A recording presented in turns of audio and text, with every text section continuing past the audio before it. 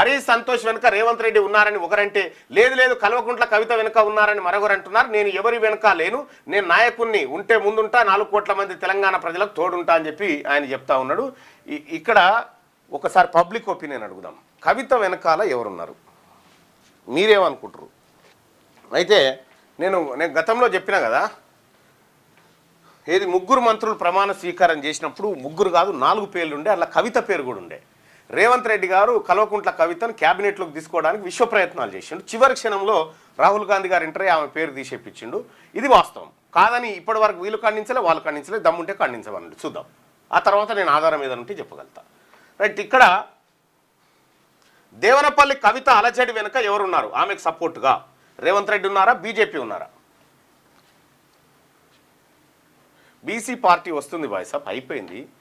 ఒక ఏది చూసుకుంటారు కదా, మేము పెద్ద మనుషులను అడిగితే, ప్రొఫెసర్లు వాళ్ళని అడిగితే ఒక మంచి దినాన చేద్దాం అనేటువంటి ఉద్దేశంతో ఆగిన తప్ప ఏది లేదు. అన్నీ రెడీ అయిపోయినాయి, డోంట్ వరీ. ఆలేరు మండలం మంతాపూర్ విలేజ్ గౌట్ స్కూల్లో షూస్ ఇవ్వలేదు అన్నాని ఆల్రెడీ పంపించినాం. మీ ఎంఈఓ గారిని అడగండి, ఆమె ఇస్తుంది, తీసుకోండి. రైట్గా దేవనపల్లి కవిత అలజడి వెనుక ఎవరున్నారు? ఆమెకు సపోర్ట్గా రేవంత్ రెడ్డి ఉన్నాడా, బీజేపీ ఉన్నారా? అరే ఇంకో ఆప్షన్ పెట్టాల్సిందే, అయ్యనే ఉన్నాడా మళ్ళీ కేసీఆర్ ఉన్నాడా?